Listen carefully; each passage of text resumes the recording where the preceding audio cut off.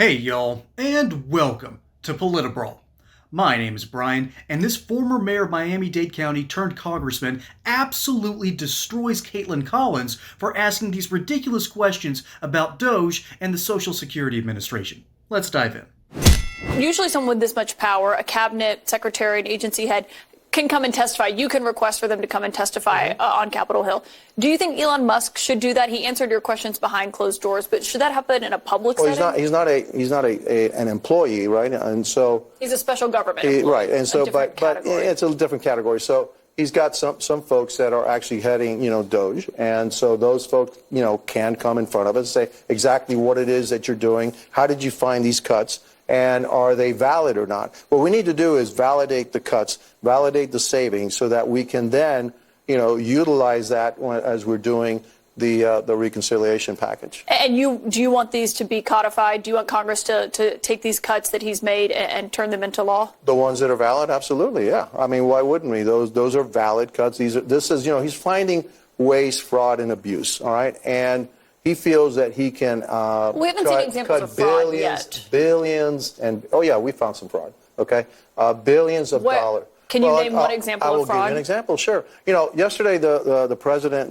talked about all these people that are 180 years old that were on the rolls, right? The Social Security rolls.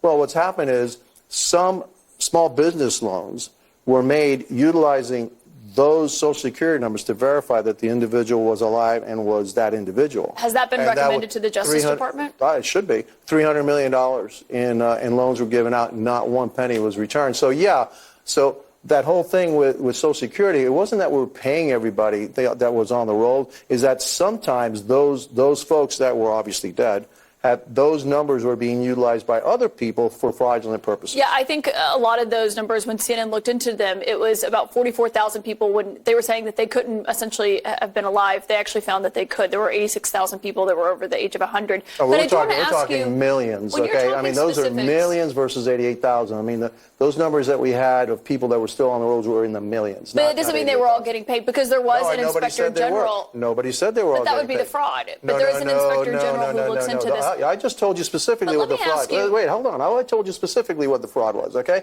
This fraud was there were small business loans that were given to and verified by those Social Security numbers of people that are obviously dead. They're over 115 years old, to verify that they in fact existed. And then the loans were given, and they were never repaid. But I'm just saying that is something that would be recommended to the Justice Department if there was actually fraud being committed there. That was the question that we've had about actual fraud when you talk about waste, fraud, and abuse. But let me ask you, because you have veterans who live in your district, and we have an internal memo that says that they are recommending 70,000 job cuts at Veterans Affairs.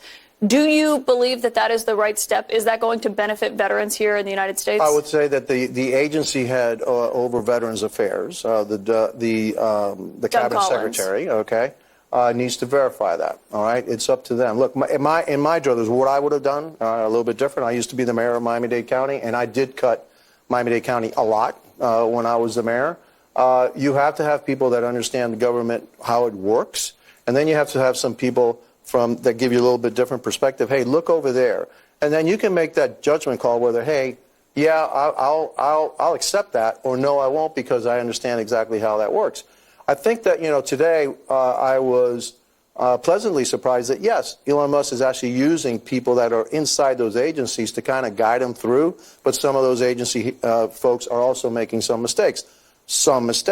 But you're not going to throw out the entire operation or the exercise simply because you're making some mistakes. This is a huge government. But are they being transparent enough with the mistakes? Because sometimes, are they being transparent enough with the mistakes? Because they'll post contracts or numbers that they say they've gotten on their website, and then quietly they're deleted. It's only because reporters notice that they've been deleted that attention is drawn to it. Well, they found that there was, of course, when you make a mistake, you own up to it and say, oh, hey, I was mistaken.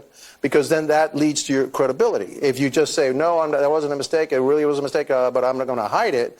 No, I like the fact that, hey, we made a mistake, take it away, and it was a mistake. You own up to it, and then that leads credence and gives you credibility with us in Congress, but also the American people. It never ceases to amaze me that people like Kaitlan Collins are smart enough to know that there's going to be fraud at some point in the Social Security Administration, and then the moment that this representative, Carlos Gimenez, points it out.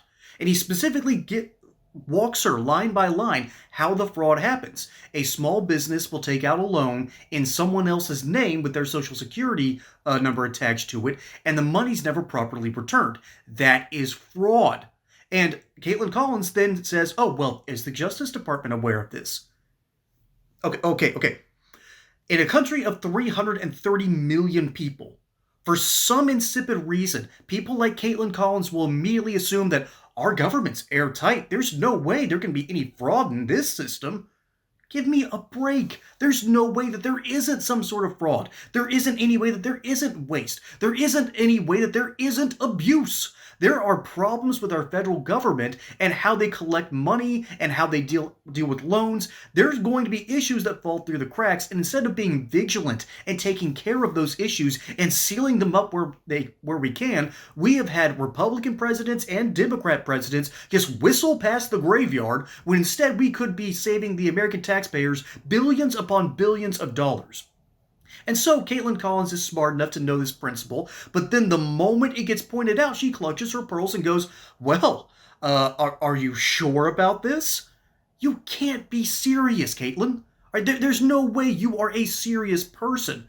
The only way this makes sense from a logical perspective is if you are specifically catering to a whole bunch of people who basically make like an ostrich and stick their head in the sand when the reality is they need to be vigilant, looking around for the threats and for the problems. That is what CNN does. It spews nonsense and half-truths in order for rich white liberals to feel better about themselves. And then when it comes to the government employees feeling better about themselves, let's just take a look at how they feel about this whole situation, because it isn't good, and this is another problem that we need to deal with.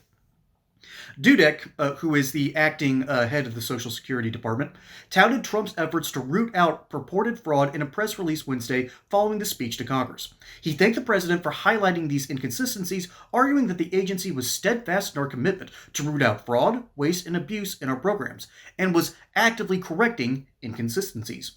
In his private comments to staff on Tuesday, the Post reports that Dudek and the SSA is abolishing its old ways of setting goals, doing studies, discussion, getting information, and data before making decisions, adding DOGE will make mistakes, but I need to move them in a direction that is best for the Social Security Administration. So translation, he's cutting the literal red tape and saying that we're not going to have all these ridiculous time-wasting measures in order to deal with the problem. We're going to be more proactive. Dudek's rise from the agency's anti-fraud head to acting commissioner has set off alarm bells among agency staff. The Post previously reported as Trump chose him over higher-ranking career officials in that agency. So let me get this straight. Not only is Kaitlan Collins just magically incredulous that we're finding fraud, and then when an actual case is brought before her, she kind of refuses to acknowledge it and wants to move on as quick as she can, but then the government workers in our bureaucracy are now ticked off that Trump picked someone else?